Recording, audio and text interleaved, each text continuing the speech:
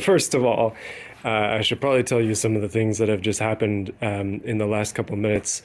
I just realized something that is highly unfortunate. But first, I got a belt and it's nice and tight.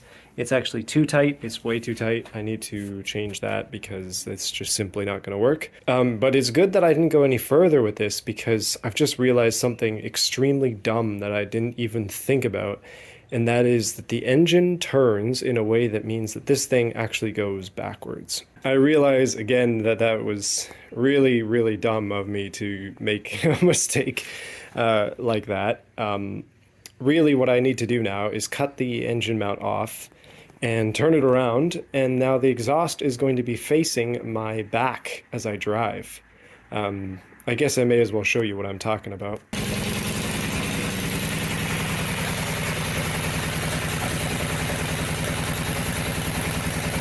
Yeah, I'm about as dumb as a rock. And yeah, I'm going to have to make my own exhaust. I have some thick metal somewhere. Oh, I have some thick pieces in there. So I'm going to probably take the exhaust off of this. You can see it's basically just a little flange. Essentially what's happened is I have stupidly created more problems for myself. Oh, what else is new? Okay, it's getting dark.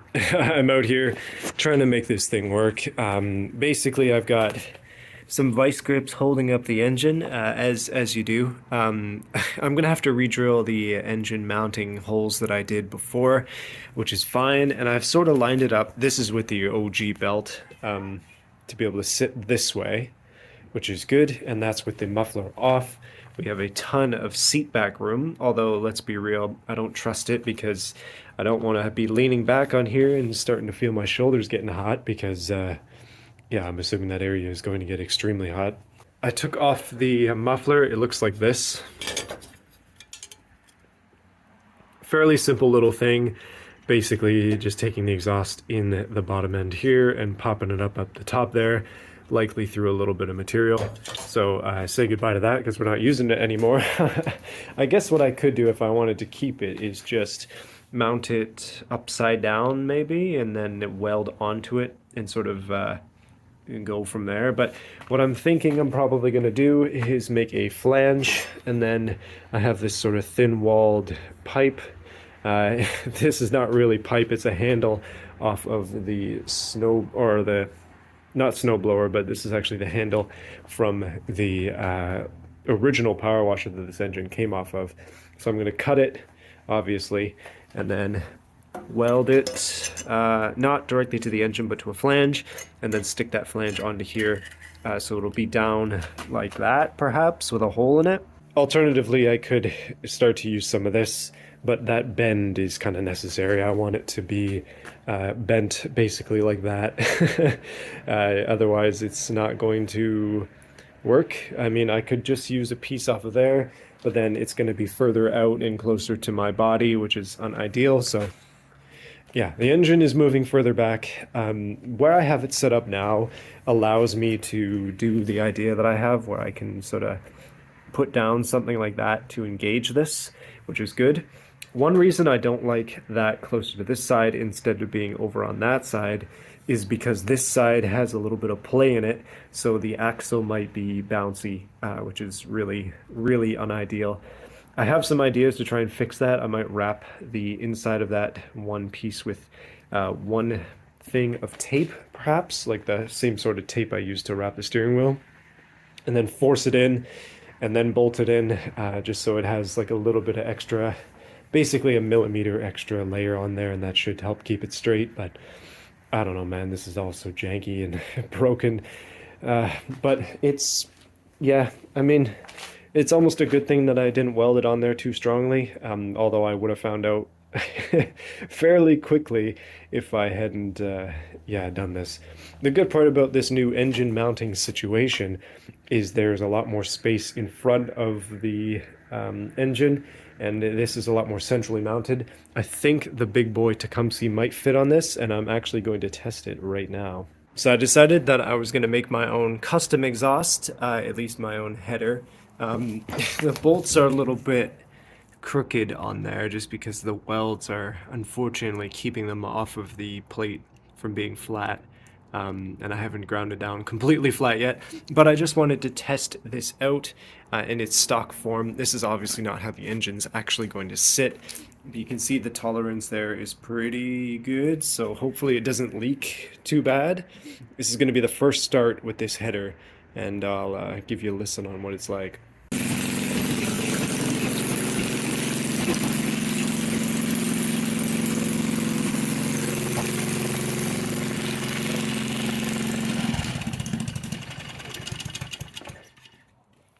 Okay, because it's so darn loud, I'm thinking of some alternatives.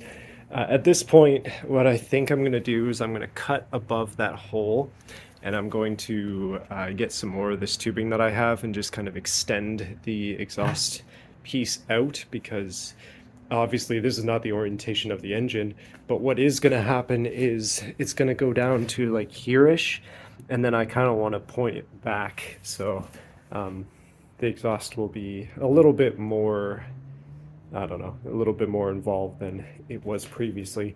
But before I do that, I have to confirm the engine location and bolt it down. The engine is hot right now. I made a mistake and touched the header. Even though it was only running for a couple seconds, it's still hot as heck and I have to be careful. So definitely loud. If you get on the throttle with it, it even gets louder. What would be ideal, honestly, is if I had some kind of exhaust gasket, I guess, for this flange, because the seal is not perfect. I might try to make that perfect just by sanding it down, but it's, yeah, the thing is bloody loud. Okay, I guess it's time to mount the engine proper, instead of just that temporary hole that I have in it, and then we'll see about the rest of the exhaust. And then, I guess theoretically, I could take it for a drive. Although I still got to fix the front end and all this other stuff. I don't know. There's a million things to do. And this thing is going to make me deaf. So, continuing. Okay, it's been a battle, but the engine is actually mounted. Although I haven't bolted it down. The bolts are in. There are just no nuts on the other side. I got 3 engine mounts because that one is blocked. There's nothing there, so what am I going to mount to? But that shouldn't be a big deal. I think the plate will flex more than the engine will. We'll see. Once I get it made, I might have to make some tweaks. But so far, so good.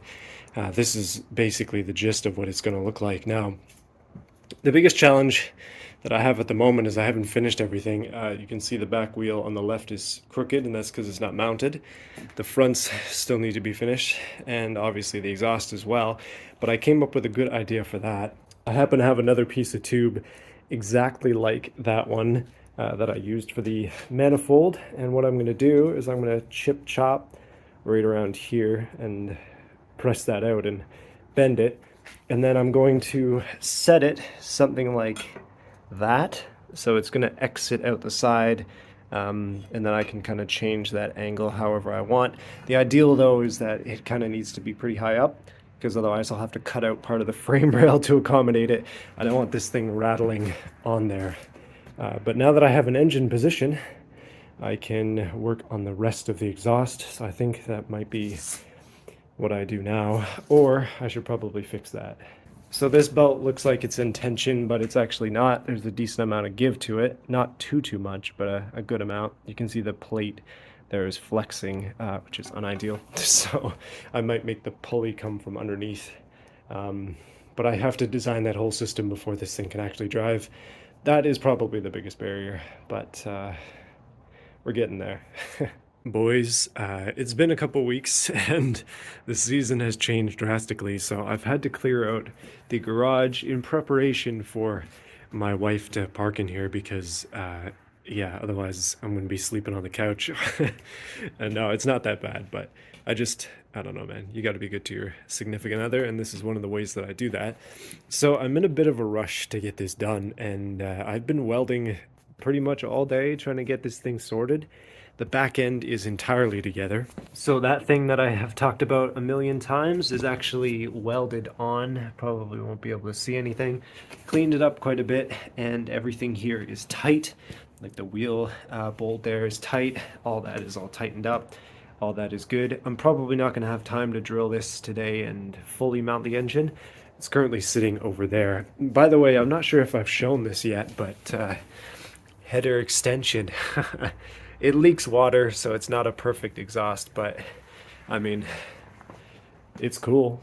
So I cut a little bit of a notch out of the frame so that thing can go on there. And the biggest success today has actually been that I have now got steering, at least decent enough steering. I'm gonna have to cut that little shaft at the bottom there.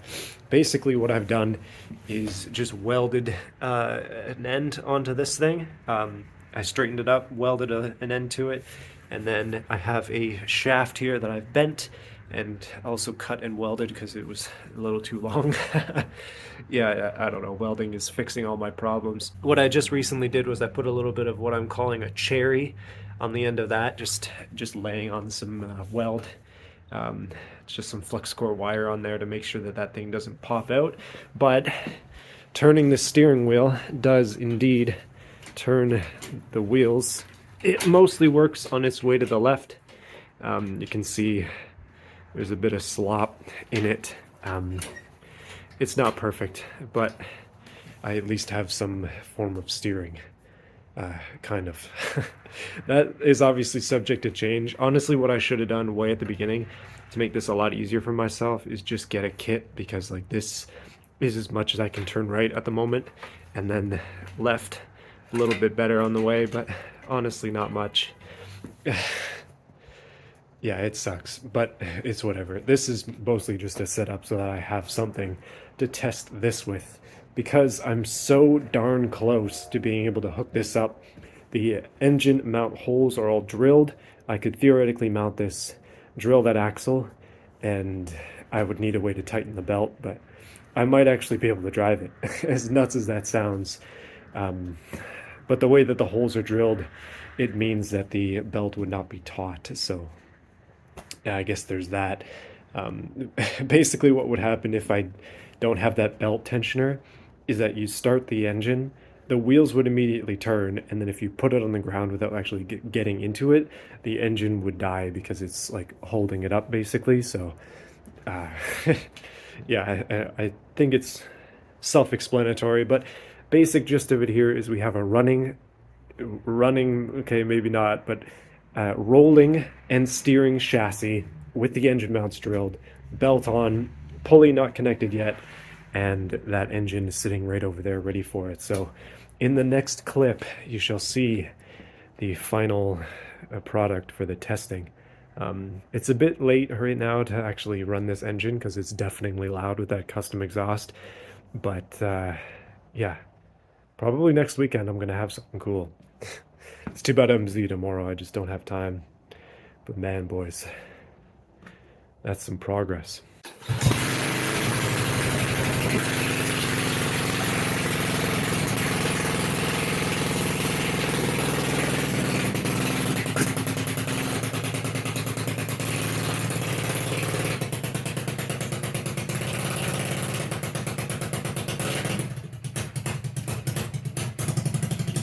So after like a year and however long, I guess a year and a half, that it's taken me to make this thing so far, I have actually driven it, or ridden it, I should say, down the driveway once, as of now.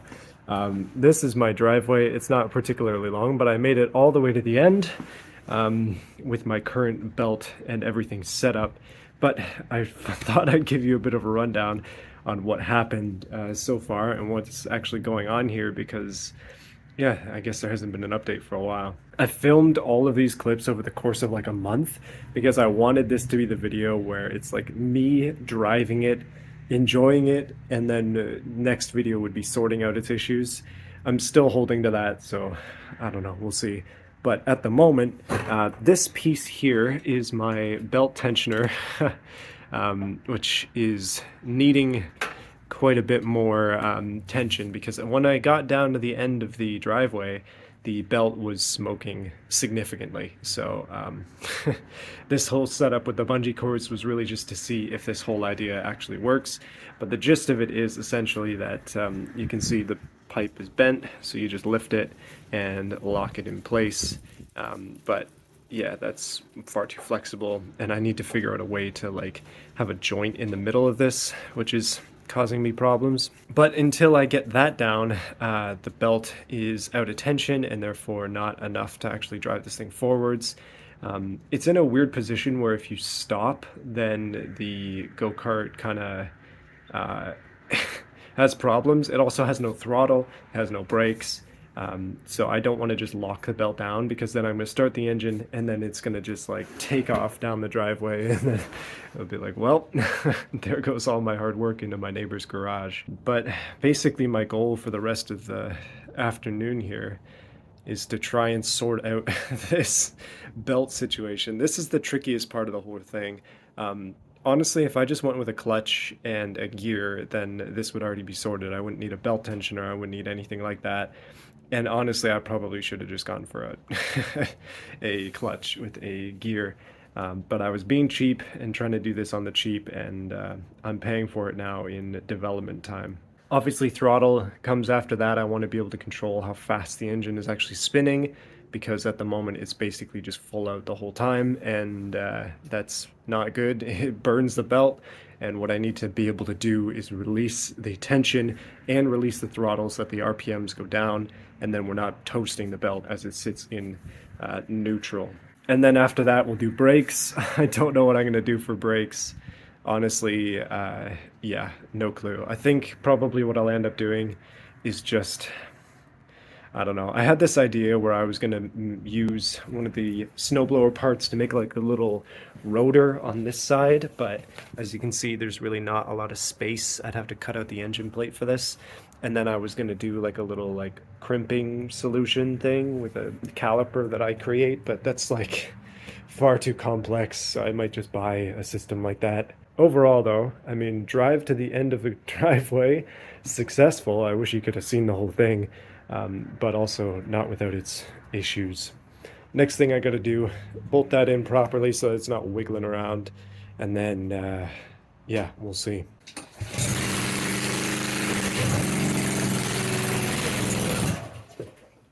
Ghost ride the whip.